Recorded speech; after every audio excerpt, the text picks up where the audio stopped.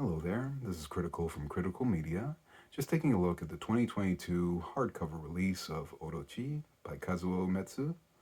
And what we usually do with this channel is just give you an idea of what to expect if you ever come across this book in the wild. So we go over the exterior, some bonus material, art and plot points, and then a brief review at the end. Now, the big deal about this book is that it's from one of the grandmasters of horror manga himself. So this is from like the late 60s, 70s, 80s. And in that light, Viz Media has finally brought it into like an English translation. Now, in that light, he's kind of an inspiration even to Junji Ito, so you'll find some similarities to some of these stories when you come across them. But in terms of the exterior, it does have an interesting finish where it almost feels matted, but it's actually more of a cardboard kind of aesthetic. Now, you're wondering how cardboard is that cheap? Well, it actually benefits the title binding here, where it actually has more of an indented approach than an embossed. So there's actually divots within, and I definitely appreciate the badging because even the one is raised. It has the same level as the exterior here, and that does extend even upon the spine as well, where yes, same indentation, same badging, really appreciate that. And on the back, just a panel from within the second story and a brief synopsis. Actually, a very accurate synopsis, let's put it that way. Now, in terms of bonus material, I will be honest with you, there's not really much going on whatsoever. I mean, you get just like an about the author, and that's pretty much it. So, yeah, page bookend, about the author. Oops, sorry, excuse me. Yep, there you go. Another publication rights, the end. Right? So, not much going on this time around for compared to the other books I do here. But that doesn't detract too much. Now, the stories themselves, this is actually just comprised of two particular stories. So, of course, there's Sisters and then there's Bones. And in that light, if you just need to know which ones are digging up so much space, this is the Sister story, this is the Bone story. Although, don't let that dissuade you, both of them are very impactful. Now, in terms of the sister story, and maybe just as a preamble as well, Orochi herself, she kind of acts like or kind of seems to be like a dark fairy, where you know how there's good fairies that give you good fortune? She seems just to bring bad fortune to people, even though her intentions themselves aren't ill. So she's always trying to do the right thing, but because she doesn't seem to be a human either, she understands society, but she doesn't understand the machinations of like the human psyche or the human heart.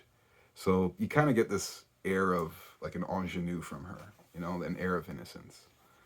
So anywho, you're introduced to her. She kind of has this vagabond thing going on, just traveling in a storm of all things, and she happens upon the house of these two sisters.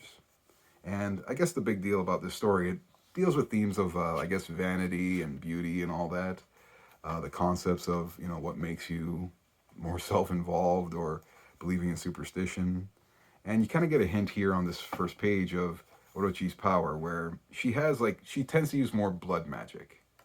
You know, even though her name kind of harkens to like a serpent god, kind of like Greek mythology's Hydra, I guess the term really just refers to like how she just happens to weave her way into people's lives.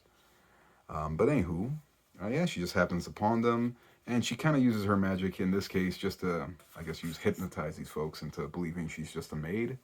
So that's how she just manages to stay the night and also kind of get involved with their lives. And you know, she kind of has like this bewitched kind of logic where she points at things and things happen, almost like how in Bewitched, like the wrinkle of the nose. But anywho, yeah, as you read throughout it, yeah, you just get this concept that these two sisters, they're just obsessed over beauty and this weird family tradition where once they turn 18, all of their looks go away, and somehow that's the end of the world for them. Like I said, it's I guess the overall theme of yeah what really matters in life. Because yes, the obvious tropes and cliches will come about, but remember, this is like the late '60s where cliches weren't truly established in that vein as yet.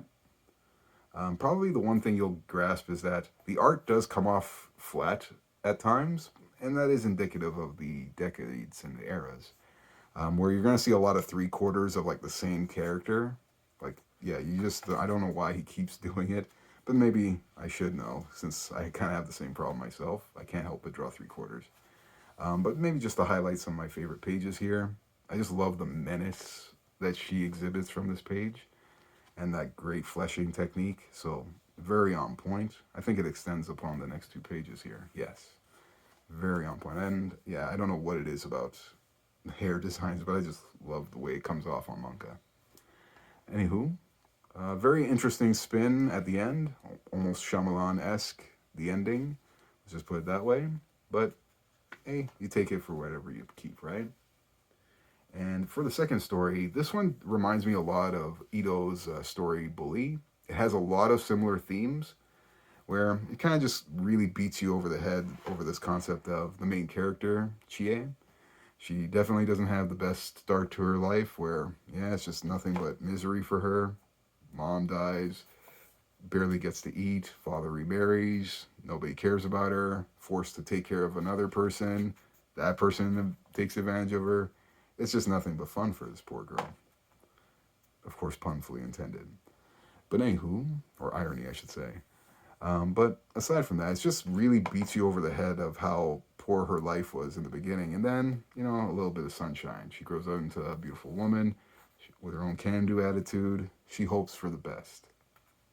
But that's kind of the theme, ironically, that's conveyed here, where how much do you want to wallow in the misery of your life because it's familiar to you versus looking to the future and maybe just taking your pride in, the joys of all these new experiences you can have.